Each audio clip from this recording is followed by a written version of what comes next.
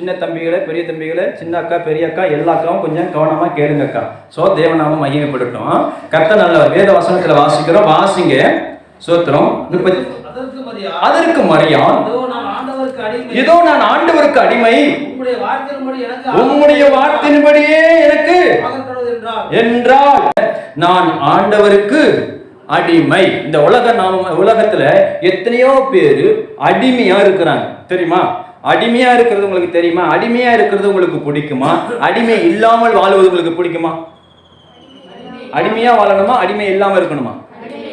இப்ப நம்ம எல்லாருமே சில விஷயத்துல அடிமையா இருக்கிறோம் தெரியுமா? அது என்னன்னு சொல்லவா?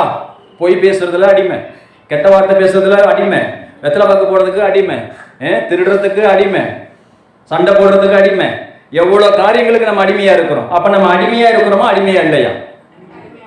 அடிமையா தானே இருக்கிறோம். இப்ப ஆண்டவர் என்ன சொல்றாரு? நம்ம எல்லா விஷயத்திலிருந்து அடிமைத்தனத்திலிருந்து விடுதலை ஆக்குறார். நானும் உங்களை போல கெட்ட வார்த்தை, பொய், திருடு, சண்டை போடுறது, வம்பு பண்றது, பிரச்சனை பண்றது, அசிங்கமா பேசுறது, எல்லா விஷயத்தையும் நான் பண்ணிட்டு வந்தவன் தான் நானும். இப்ப அதெல்லாம் பண்ண முடியாது.